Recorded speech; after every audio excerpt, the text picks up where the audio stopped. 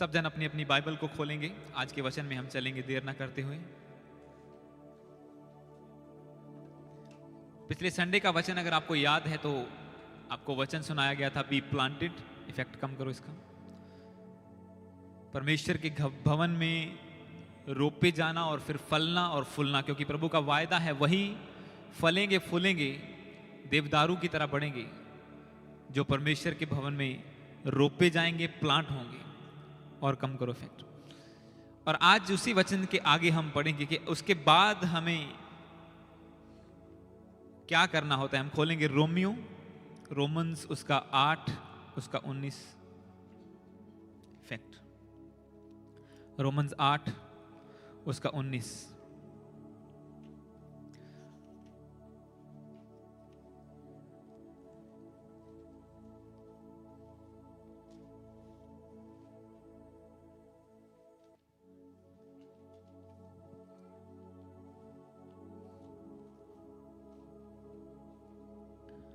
इस वचन को मैं पढ़ूंगा आपके लिए, अगर आप खोल चुके हैं। रोमियो 8 उसका 19, जितने ऑनलाइन में है, book of Romans chapter 8 verse 19। इस वचन से मैं शुरू करूंगा। वचन कहता है, क्योंकि सृष्टि बड़ी आशा भरी दृष्टि से परमेश्वर के पुत्रों के प्रकट होने की बाट जोड़ रही है।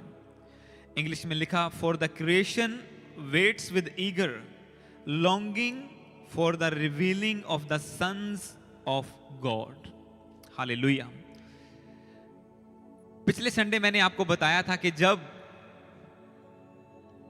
परमेश्वर के भवन में आप बोए जाते हैं, एक बीज की तरह आप प्लांट हो जाते हैं, डिसीजन बना लेते हैं कि कुछ भी हो जाए मैं परमेश्वर के घर से, उसकी प्रेजेंस से अलग नहीं होऊंगा।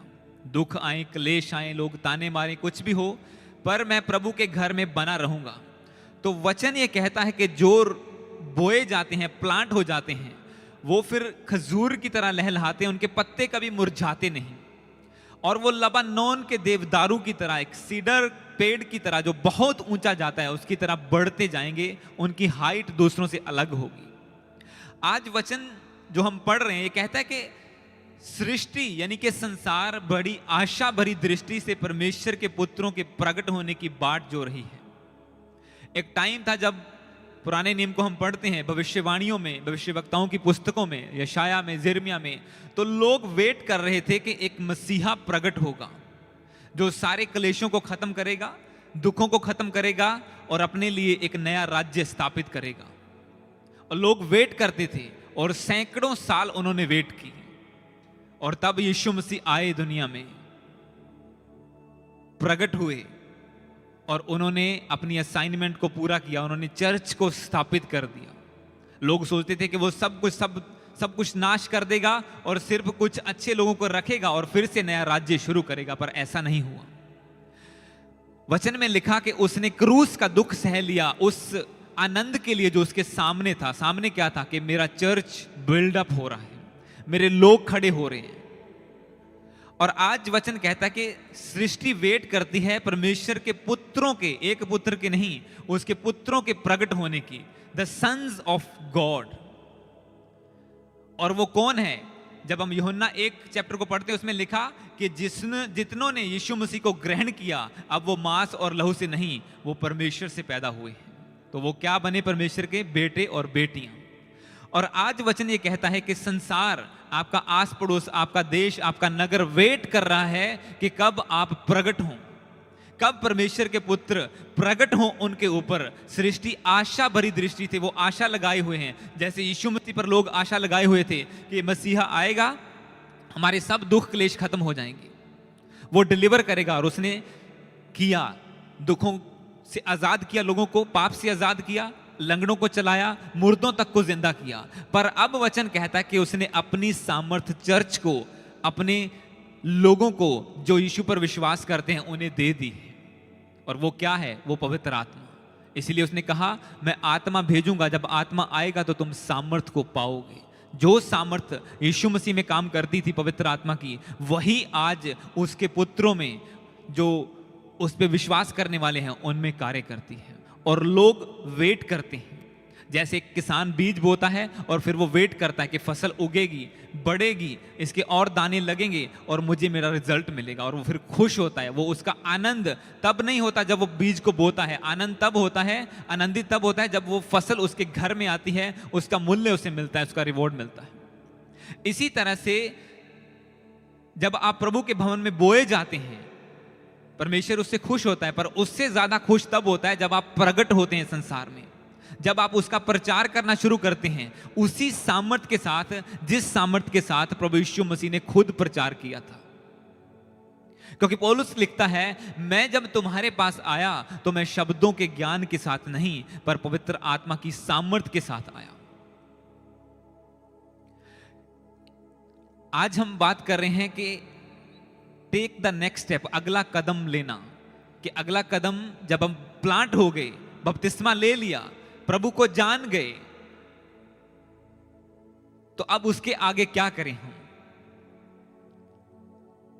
तो बाइबल ये कहती है कि आपके लोग तो इंतजार कर रहे हैं, आपके पड़ोसी रिश्तेदार वो वेट कर रहे हैं कि चाहे वो आप आज आपका विरोध कर रहे हैं, पर असल में उन्हें इंतजार है कि कोई उन्हें डिलीवर करे, कोई उन्हें आजाद करे, कोई उन्हें जिस क्लेश से कोई उन्हें आजाद नहीं कर रहा, जिस बीमारी से का कोई इलाज नहीं है, उससे कोई तो उन्हें आजाद करे। असल में वो वेट कर रहे हैं। और आपको परमेश्वर आपको सामर्थ देता है कि आप उन कामों को कर सकें, उन्हें डिलीवर कर सकें। पर बहुत से लोग ये काम नहीं कर पाते, वो अपने गिफ्ट को दबा लेते हैं। मैं इसी के आज हम बात करेंगे हमें करना क्या है। तो मैं सिर्फ 2-3 वचनों को पढ़ूंगा, एक मैंने पढ़ दिया, दूसरा हम पढ़ेंगे पहला पत्रस उसका 2 चैप्टर उसकी 2 और 3 को। फर्स्ट पीटर, पहला पत्रस जो लास्ट में आपको मिलेगा रेवलेशन से पहले, प्रकाशित वाक्य प्रकाश दी पोथी तो पहला तो मिलेगा। पहला पत्रस ओदा 2nd चैप्टर ओदी 2 और 3 वर्षों से पढ़ांगे। फर्स्ट पीटर चैप्टर 2 वर्स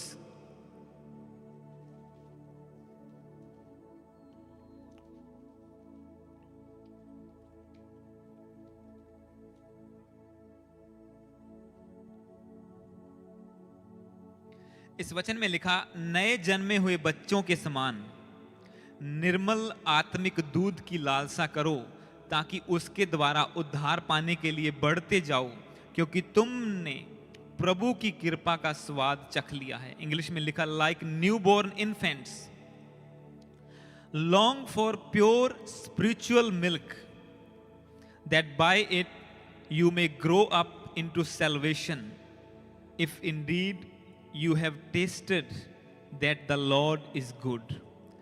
वचन कहता कि अब जब तुम्हें पता चल गया है कि यीशु मसीह सच्चा परमेश्वर है, तुम खुद तो जान चुके हो क्योंकि तुमने कोई मिरेकल देख लिया, तुम्हारी जिंदगी में कोई मसला हल नहीं हो रहा था, आप चर्च आए, वो प्रॉब्लम सॉल्व हो गई, या तुमने पवित्र आत्मा की सामर्थ को, उसके टच को रिसीव कर लिया, कुछ भी हुआ और आपने जान लिया कि यीशु मसीह सच्चा परमेश्वर। इसमें लिखा, क्योंकि तुमने प्रभु की कृपा का स्वाद चख लिया है, तुमने टेस्ट कर लिया है कि परमेश्वर कृपा करने वाला है, उसने तुम पे कृपा की और दया की और तुम्हारी चीजों को सॉल्व किया है। अब तुम जान चुके हो कि वही सच्चा परमेश्वर है, मार्ग सत्य और जीवन तू ही है, और तो आपने बपतिस्मा ले लिया, घर में आ गए प्रभु के। अब वचन कहता है कि अब तुम्हें ईगर रहना पड़ेगा। नए जन्मे हुए बच्चों के समान निर्मल आत्मिक दूध की लालसा करो, long for pure spiritual milk. आत्मिक दूध, मैंने संडे आपको लास्ट संडे बताया था कि आपको कैसे पहचान होगी कि कहां पे आपको प्लांट होना है। वचन कहता है जो बहती नदियों के किनारे लगाया गया वो फलेगा, उसके पत्ते कभी मुरझाएंगे नहीं। बहती नदी मतलब पवित्र आत्मा की सामर्थ जहां पे बहती है।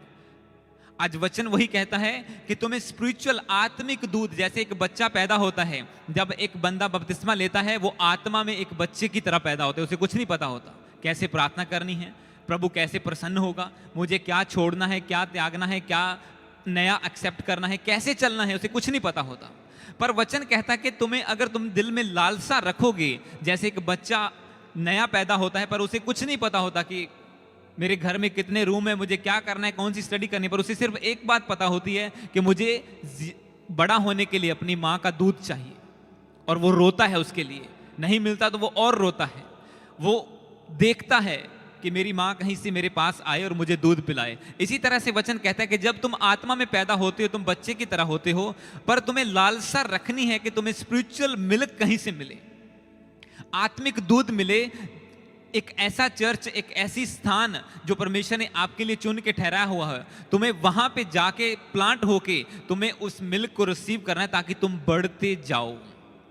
To grow into salvation, salvation उद्धार, कि तुम्हारा उद्धार हो गया, अब तुम्हें उद्धार को बढ़ाना है अपने परिवार में, दोस्तों में, अपने मोहल्ले में, नगर में और फिर पूरे देश में, ताकि तुम उद्धार में बढ़ते जाओ। Grow up into salvation.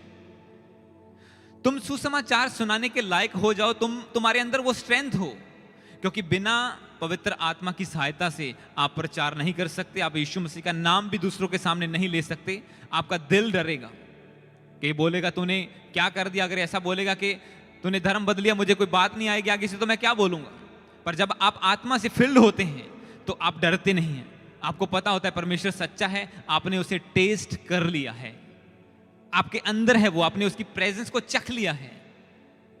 जैसे कल शाम को मैं और मेरी वाइफ प्रार्थना कर रहे थे और इतनी पावरफुल प्रेजेंस परमेश्वर की उतरी कि हम खड़े नहीं रह पाए, बैठ भी नहीं सके। क्योंकि जब आप लालसा करते हैं, जब आप प्रार्थना करके बैठते हैं कि प्रभु आज मैं और भरना चाहता हूं, आज मैं चर्च जा रहा हूं, मुझे और अपनी आत्मा से भर, मैं जैसा जा रहा हूं मैं अगले लेवल की सामर्थ्य को लेके आऊं। जब आप लालसा करेंगे तो परमेश्वर आपको देगा। जब आप हिस्ट्री को पढ़ते हैं बाइबल की, जब आप मोसेस के बारे में पढ़ते हैं, मूसा के बारे में, मूसा को परमेश्वर ने चुना, वो भी डरता था, प्रभु मैं नहीं जाऊंगा, फिरौन के पास तो मुझे भेज दिया, उन्होंने मार डाला तो मैं अकेला क्या कर लूंगा वहां पे। उसने कहा नहीं मैं तेरे साथ हूं। प्रभु ने मिरेकल दिखाया, सांप, लाठी का सांप की लाठी बन गई, उसने मिरेकल देखा, दूसरा मिरेकल, तीसरा, फिर गया और वहां पे क्या हुआ, नदी जो पानी बहता था उसको लहू बना दिया, आग उतरी स्वर्ग से, बहुत बड़े मिरेकल उसने देखे। उसने परमेश्वर की बड़ी ग्लोरी को देखा, एक के बाद एक मिरेकल। समुद्र आ गया सामने, 2 भाग हो गया, अंदर से निकल गया। पर वो आगे की आगे, वो कभी भी हिचकिचाता नहीं था परमेश्वर से बात करने में। जब लोगों को भूख लगी तो उसने ये नहीं कहा कि यहां अब रेगिस्तान में कहां से तुम्हारे पास आएगा। उसने परमेश्वर से प्रार्थना की, परमेश्वर ने स्वर्ग से रोटी मन्ना बरसाया। वहां पे जहां कुछ पानी नहीं था, पत्थर पत्थर थे, परमेश्वर से प्रार्थना की, उसने मांगा परमेश्वर से, परमेश्वर ने कहा चट्टान पे ऊपर मार, ये पानी देगी। मतलब वो हर एक आत्मिक काम को देखने की लालसा करता था और उसे प्रैक्टिकली देखता था। जब सब मिरेकल उसने देख लिए, अब मैं जो आपको बताना चाहता हूं, सारे बड़े बड़े मिरेकल देख लिए, जो काम कभी हो नहीं सकते थे उसने वो भी देख लिए। तो एंड में जब प्रभु के पास बैठा मिलाप वाले तंबू में, तो कहता परमेश्वर मुझे तेरी ग्लोरी को दिखा। मैंने सब कुछ तो देख लिया, मैं जान गया तू सच्चा परमेश्वर है, तू बात भी करता है, तू पानी भी दे दिया, तूने रोटी भी दे दी, समुद्र भी 2 भाग कर दिया, दुश्मनों से छुड़ा भी दिया, सब कुछ कर दिया। अब मैं और लालसा करता हूं, मुझे तेरी ग्लोरी मुझे दिखा। और वचन कहता है जैसे ही उसने मांगा, परमेश्वर ने कहा अगर मैं तुझे अपना चेहरा दिखाऊंगा तो मर जाएगा, पर तू मेरी पीठ को देखेगा, थोड़ा सा अंश तुझे दिखाऊंगा। और उतना सा देखने का रिजल्ट क्या हुआ, जैसे मोसेस पहाड़ से उतरा, वही नूर उसके चेहरे से चमक रहा था, वही रोशनी की किरणें जो परमेश्वर की हैं उसके चेहरे से निकल रही थी। और सारे इजरायलियों ने देखा और उसे अपने मुंह पर पर्दा करना पड़ा, कपड़े से ढकना पड़ा उस तेज को। क्योंकि जब आप लालसा करते हैं, वचन कहता है आत्मिक दूध की लालसा करो। दूध, फिर अन्न खाने वाले बनो, फिर स्ट्रॉन्ग फूड खाने वाले बनो। जैसे जैसे आप बढ़ते जाएंगे, आप आगे बढ़ेंगे तो आपको परमेश्वर स्ट्रॉन्ग से स्ट्रॉन्ग बनाता जाएगा। और आप आगे फूड की, जैसे आज नए जन्मे होते हैं तो एक दूध की लालसा करते हैं, फिर वही बच्चा थोड़ा सा कुछ बिस्किट खाना शुरू करता है, फिर वही कुछ एक रोटी खाना शुरू करता है, फिर वो 1, 2, 3, 5 रोटियों तक उसकी डाइट हो जाती है, फिर वो 3 टाइम खाना शुरू कर देता है, क्योंकि वो बढ़ती जाती है लालसा उसकी भोजन के लिए। इसी तरह से परमेश्वर का वचन कहता है तुम भी आत्मिक भोजन को, आत्मिक प्रेजेंस को लेने के लिए तुम्हारी लालसा बढ़ती चली जाए। जब हम देखते हैं चेले प्रभु के साथ रहे, उन्होंने यीशु मसीह को रूबरू देखा, उससे बातें की, उसके साथ खाया पिया, मिरेकल देखे, उसने तूफान को थमते देखा, बीमारों को हील होते हुए देखा, मुर्दों को तक को जिलाया उनके सामने प्रभु ने। पर जब उन्हें लगा, उसने प्रभु को स्वर्ग तक उठते हुए देखा, सब मिरेकल देख लिए। अब हुआ क्या, प्रभु यीशु मसीह स्वर्ग पर उठा लिए गए। अब चेले क्या करने लगे, वो एक रूम में बैठ के प्रार्थना करने लगे। उन्हें लगा कि हमारी जिंदगी एक थम सी गई है। उन्हें आदत हो गई थी कुछ नया देखने की। जहां जाते थे कोई नया मिरेकल देखते थे, अगले लेवल की ग्लोरी को देखते थे, अगले लेवल की एक सामर्थ्य को देखते थे। जब प्रभु उनके साथ नहीं थे, वो अकेले थे, वो हर रोज की प्रार्थना तो कर रहे थे, पर कुछ नया नहीं हो रहा था।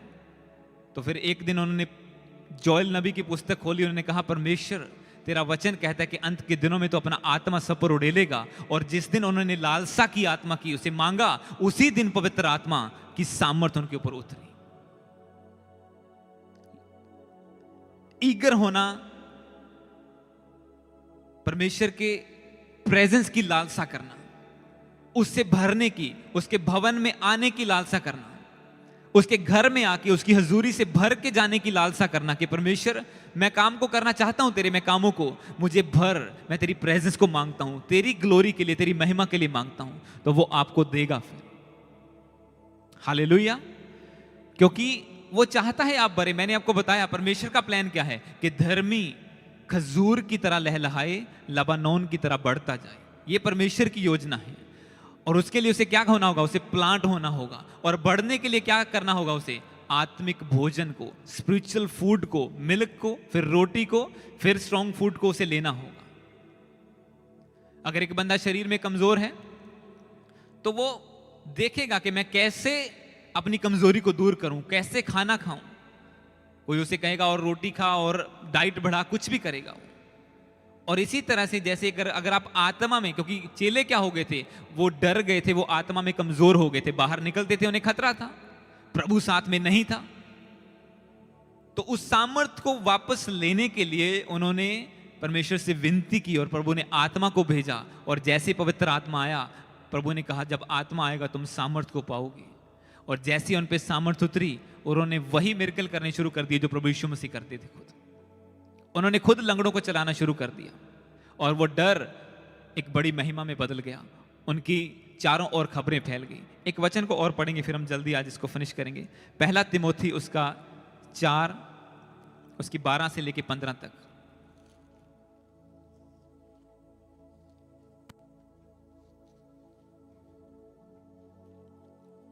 फर्स्ट तिमोथी चैप्टर 4 वर्स 12 से लेके 15 तक। पहला तिमोथी ओदा 4 ओदी 12 तो 15 तक ਅਸੀਂ ਪੜਾਂਗੇ। ਪੰਜਾਬੀ ਦੇ ਵਿੱਚ ਤਿਮੋਥੀਅਸ ਦੀ ਪੱਤਰੀ ਤਿਮੋਥੀਅਸ ਨੂੰ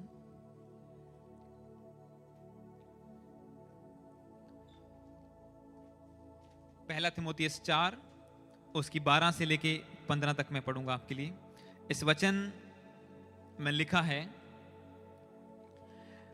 कोई तेरी जवानी को तुच्छ ना समझने पाए, पर वचन और चाल चलन और प्रेम और विश्वास और पवित्रता में विश्वासियों के लिए आदर्श बन जा। जब तक मैं ना आऊं तब तक पढ़ने और उपदेश देने और सिखाने में लौलीन रह। उस वरदान के प्रति जो तुझ में है और भविष्यवाणी के द्वारा प्राचीनों के हाथ रखते समय तुझे मिला था, निश्चिंत मत रह।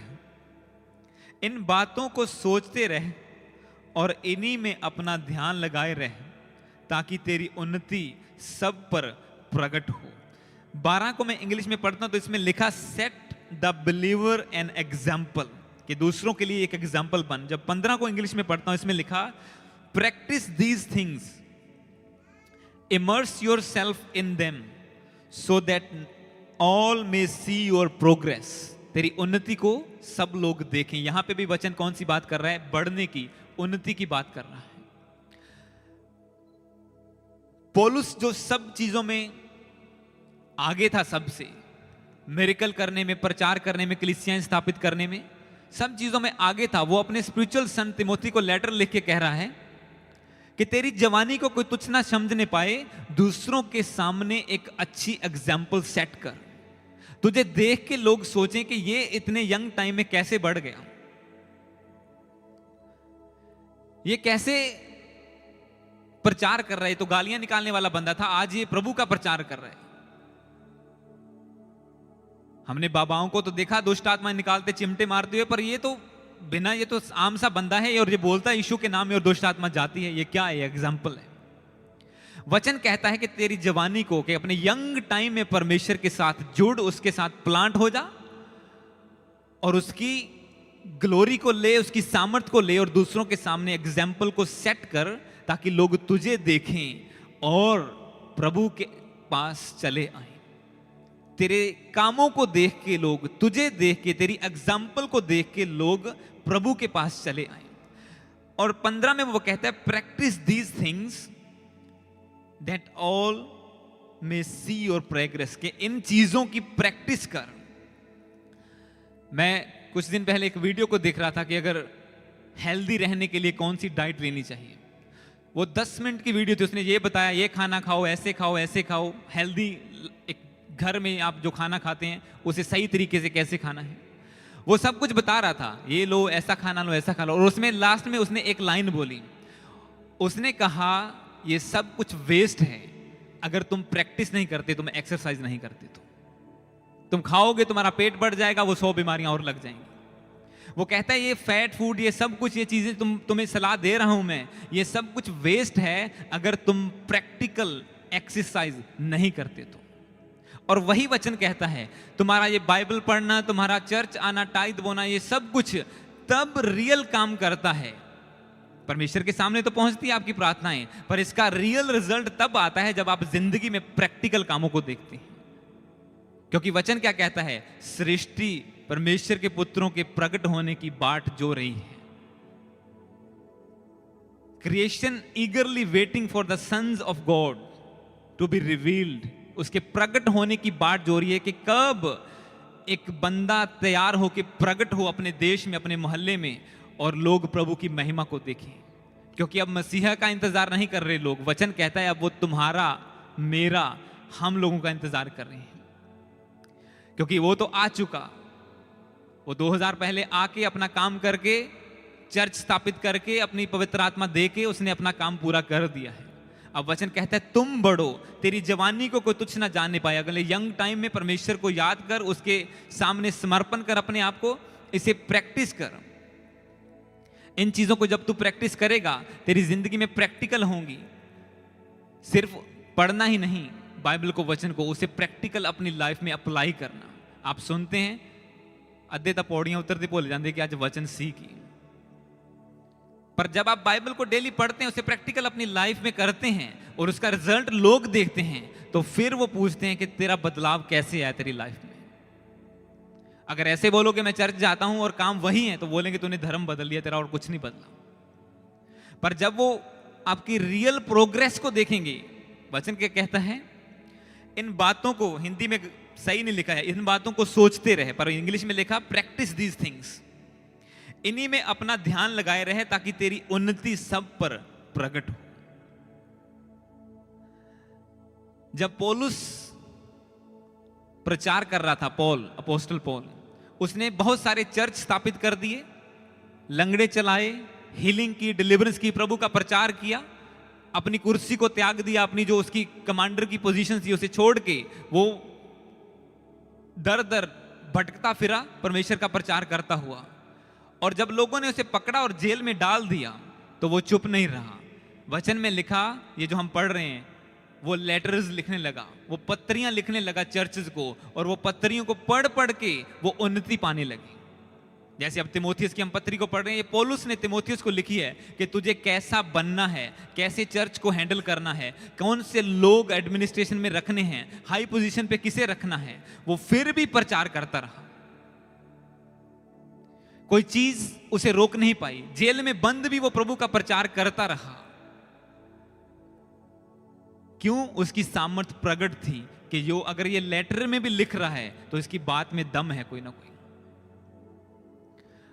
जब हमने प्रचार करना शुरू किया प्रभु का, तो एकदम से लॉकडाउन आ गया और सब लोग घरों में बंद थे।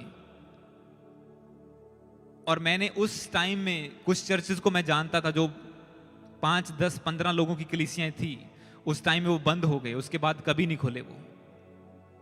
और वो पास्टर्स, किसी ने पार्टनरशिप कर ली किसी के साथ, दूसरे चर्च जाने लग गए, किसी ने अपना काम धंधा शुरू कर लिया, कोई कुछ।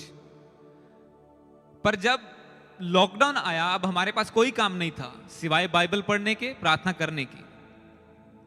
और मैंने आपको बताया तब फर्स्ट टाइम था जब मैं 40 रोजे मैंने रखे, फर्स्ट टाइम 40 दिन की फास्टिंग में मैं गया प्रभु की अगुवाई से।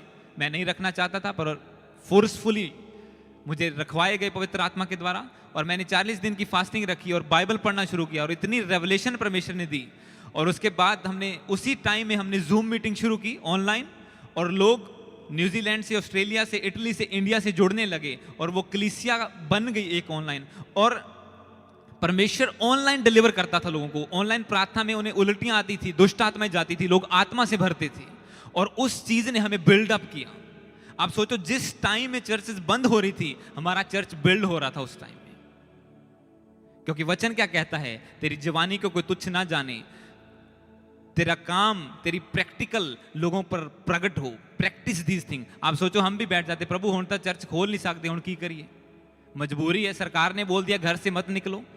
वचन तो निकल सकता है ना, आप नहीं निकल सकते। तो पौलुस जेल से नहीं निकल सकता था, पर चिट्ठियां तो निकाली ना उसने, और उन्हीं को पढ़ पढ़ के आज भी चर्चेस बिल्डअप हो रहे हैं, वो बढ़ रहे हैं, वो उन्नति पा रहे हैं, जैसे आज हम पढ़ रहे हैं इसको।